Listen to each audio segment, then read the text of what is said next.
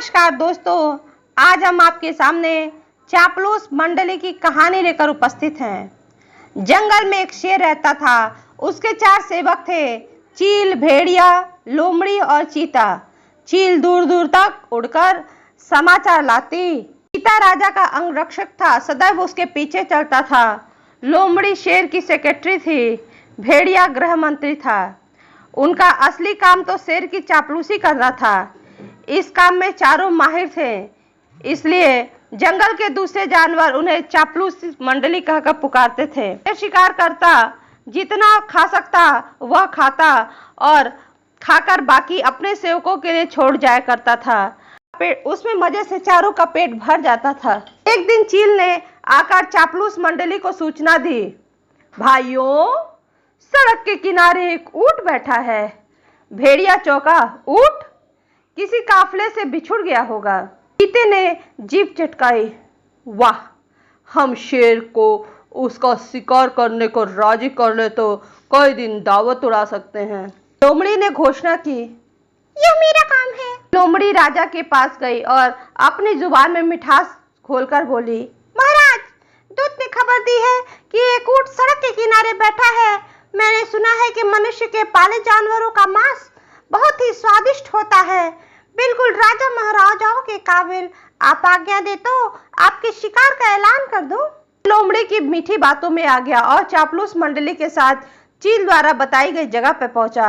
वहां एक कमजोर सा ऊंट सड़क के किनारे निढाल बैठा था। उसकी आंखें पीली पड़ चुकी थी। उसकी हालात देखकर शेर ने पूछा, तो भाई, तुम्हारी यह हालात कैसे हुई?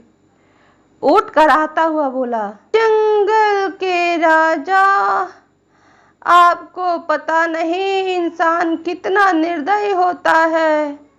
मैं एक ऊंटों के काफिले में व्यापार माल ढो रहा था। रास्ते में बीमार पड़ गया, माल ढोने लायक नहीं रहा। उसने मुझे मरने के लिए यहाँ छोड़ दिया।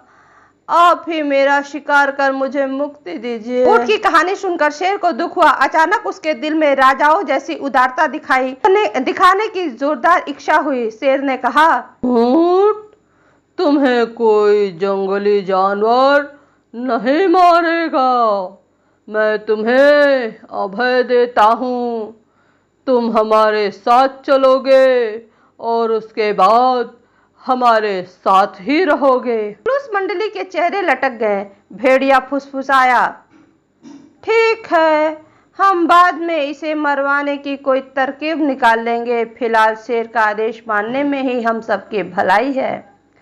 इस प्रकार ऊंट उनको साथ जंगल में आया। कुछ ही दिनों में हरी भरी घास खाने और आराम करने से वह स्वस्थ हो गया। शेर राजा के प्रति वह ऊंट बहुत कृतज्ञ हुआ। शेर की ऊंट का निस्वार्थ प्रेम और भोलापन भाने लगा। ऊंट के तगड़ा होने पर शेर की शाही सवारी ऊंट के प्रति आग्रह पर उसकी पीठ पर निकलने लगी। वह चारों ओर बिठाकर पीठ पर उन्हें चलता था। एक दिन चापलूस मंडली के आग्रह पर शेर ने हाथी पर हमला किया। दुर्भाग्य से हाथी पागल निकला।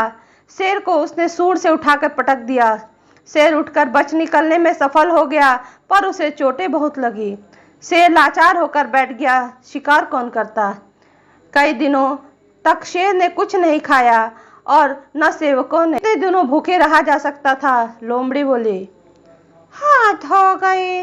हमारे पास एक मोटा ताजा ऊंट है और हम भूखे मर रहे हैं। शेर ने ठंडी सांस भरी, क्या करें, शेर ने उसे अभयदान जो दे रखा है। देखो तो ऊंट की पीठ का कुबड़ कितना बड़ा हो गया है, चर्बी ही चर्बी भरी है इसमें। भेड़िए के मुंह से लार टपकने लगी। ऊंट को मरवाने का ठीक यही मौका है, दिमाग लड़ाकर कोई तरकीब सोचो। लोमड़ी ने धूर्त स्वर में सूचना दी, तरकीब? मैंने तो सोच रखी है, हमें एक नाटक करना पड़ेगा। सब लोमड़ी की तरकीब सुनने लगे। योजना के अनुसार चापलूस मंडली शेर के पास गई। सबसे पहले चील बोली, महाराज, आपको भूखे पेट रखकर मरना मुझसे नहीं देखा जाता। आप मुझे खाकर अपनी भूख मिटाइए। लोमड़ी ने उसे धक्का दिया, बोली, तेरे मांस तो महाराज जाएगा। महाराज आप मुझे खाइए। भेड़िया बीच में कूदा। मेरे शरीर में तो बालों के सिवा कुछ ही नहीं है, महाराज आप मुझे भोजन बनाएं। चील बोली, नहीं, भेड़िए का मांस खाने लायक नहीं होता। मालिक आप मुझे खाकर अपनी भूख शांत कीजिए। चापलूस मंडली का नाटक अच्छा था, अब तो ऊंट को कुछ करना ही पड़ा। नहीं महाराज, आप मुझे मारकर खा जाइए, मेरा तो जीवन आपका ही दिया गया दान है। मेरे रहते आप भूखे मरे, यह नहीं हो सकता महाराज। चापलूस मंडली तो यही चाहती थी। सभी ने एक स्वर में बोला, यही ठीक होगा, यही ठीक होगा महाराज, महाराज यही ठीक होगा। अब तो ऊंट खुद ही कह रहा है। चीता बोला, महाराज आपको संकोच हो तो हम इसे मार। चीता और भेड़िया एक साथ ऊंट पर टूट पड़े और उसे मारकर खाने लगे। इस कहानी से हमें दोस्तों यही सीख मिलती है, चापलूसों की दोस्ती हमेशा खतरनाक होती है। धन्यवाद दोस्तों। यदि आपको ये कहानी अच्छी लगी हो तो प्लीज़ इसे लाइक शेयर सब्सक्राइब करना ना भूलें।